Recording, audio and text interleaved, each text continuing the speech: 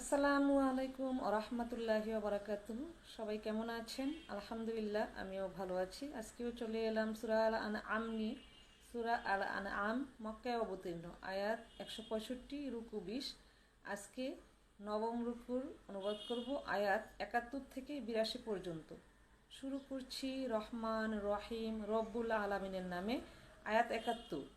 তুমি তাদের বলো, আমরা কি আল্লাহ তাআলাকে বাদ দিয়ে এমন কাউকে ডাকবো যে না আমাদের কোনো উপকার করতে পারে না আমাদের কোনো অপকার করতে পারে?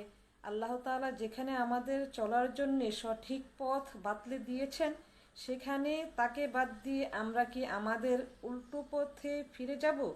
ঠিক সে ব্যক্তিটির মতো যাকে শয়তানরা জমিনের বুকে পথভ্রষ্ট করে দাঁড়ে দাঁড়ে ঠোকর খাওয়াচ্ছে, অথচ তার সঙ্গী সাথীরা তাকে ডাকছে, তুমি আমাদের কাছে এসো, আমাদের কাছে মজুদ আল্লাহ তাআলার সহজ সরল পথের দিকে। তুমি বলে দাও, সত্যিকার অর্থে হেদায়াত তো তাই যা আল্লাহর পক্ষ থেকে এসেছে, এবং আমাদের এ আদেশ দেয়া হয়েছে যেন আমরা সৃষ্টিকুলের মালিকের সামনে আনুগত্যের মাথা নত করি। আয়াত ৭২।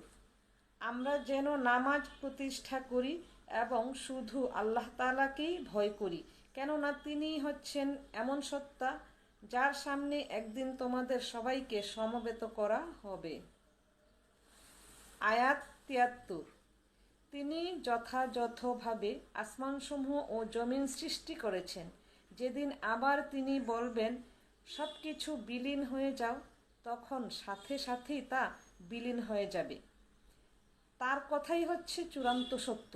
যেদিন সিংহায় ফু দেওয়া হবে, সেদিন যাবতীয় কর্তৃত্ব ও বাদশাহী হবে একান্তই তার। তিনি দৃশ্য অদৃশ্য সব কিছু সম্পর্কে সম্যক অবগত রয়েছেন। তিনি প্রজ্ঞাময়, তিনি সম্যক অবগত। আয়াত ৭৪। স্মরণ করো যখন ইব্রাহিম তার পিতা আজরকে বলল, তুমি কি সত্যি সত্যি এই মূর্তিগুলোকে মাবুদ হিসাবে গ্রহণ করতে চাও? আমি তো দেখতে পাচ্ছি তুমি ও তোমার সম্প্রদায়ের লোকেরা স্পষ্ট গোমরাহিতে নিমজ্জিত রয়েছে। আয়াত ৭৫। এভাবে আমি ইব্রাহিমকে আকাশসমূহ ও জমিনের যাবতীয় পরিচালনা ব্যবস্থা দেখাতে চেয়েছিলাম, যেন সে নিশ্চিত বিশ্ববাসীদের দলে সামিল হয়ে যেতে পারে। আয়াত ৭৬। যখন তার উপর আঁধার ছেয়ে রাত এলো, তখন সে একটি তারকা দেখতে পেল। তারকাটি দেখেই সে বলে উঠল, এ বুঝি আমার মালিক। অতঃপর যখন তারকাটি ডুবে গেল, তখন সে কিছুটা দ্বিধাগ্রস্ত হয়ে বলল, যা ডুবে যায় তাকে তো আমি আমার মালিক বলে পছন্দ করতে পারি না। আয়াত ৭৭। এবার যখন সে আকাশে একটি ঝলমলে চাঁদ দেখল, তখন বলল, হ্যাঁ, এই মনে হয় আমার মালিক। অতঃপর এক পর্যায়ে যখন তাও ডুবে গেল, তখন সে বলল, আমার রব যদি আমাকে সঠিক পথ না দেখান, তাহলে আমি অবশ্যই গোমরাহ লোকদের দলে সামিল হয়ে যাব।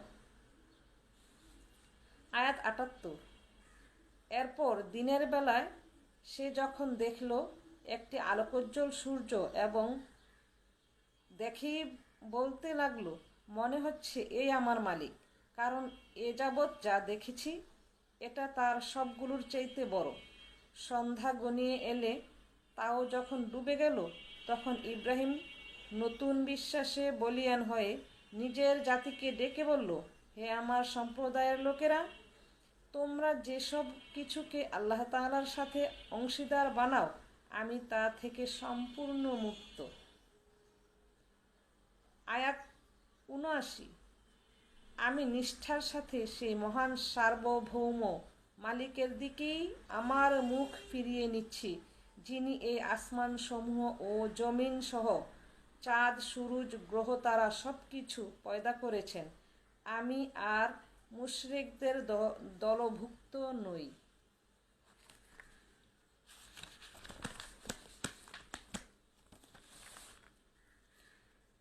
80।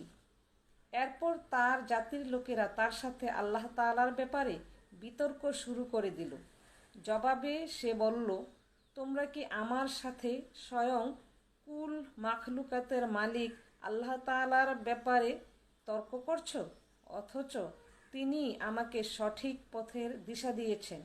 আমি এখন আর তোমাদের মাবুদদের ডরাই না, যাদের তোমরা আল্লাহ তাআলার সাথে অংশীদার মনে করো। অবশ্য আমার মালিক যদি অন্য কিছু চান সেটা আলাদা কথা। আমার মালিকের জ্ঞান সব কিছুর উপর পরিব্যাপ্ত। এরপরও কি তোমরা সতর্ক হবে না? আয়াত 81। তোমরা যাকে আল্লাহ তাআলার সাথে অংশীদার বানাও তাকে আমি কিভাবে ভয় করব, অথচ তোমরা আল্লাহ তাআলার সাথে অন্যদের শরিক করতে ভয় পাও না, যাদের ব্যাপারে আল্লাহ তাআলা কোনো প্রমাণপত্র তোমাদের কাছে পাঠাননি। এ অবস্থায় তোমরাই বলো, আমাদের এ উভয় দলের মধ্যে কোন দলটি দুনিয়া ও আখেরাতে নিরাপত্তা লাভের বেশি অধিকারী? বলো, যদি তোমাদের কিছু জানা থাকে। আয়াত 82। হ্যাঁ, যারা ঈমান এনেছে এবং যারা তাদের ঈমানকে জুলুম এর কালিমা দিয়ে কলুষিত করেনি, তারাই হচ্ছে দুনিয়া ও আখেরাতে নিরাপত্তা লাভের বেশি অধিকারী এবং তারাই হচ্ছে হেদায়েতপ্রাপ্ত। সাদাকাল্লাহুল আজিম। মহান রব্বুল আলামিন আমাদেরকে সঠিক পথে পরিচালিত হওয়ার তৌফিক দান করুন। আমিন সুম্মা আমিন।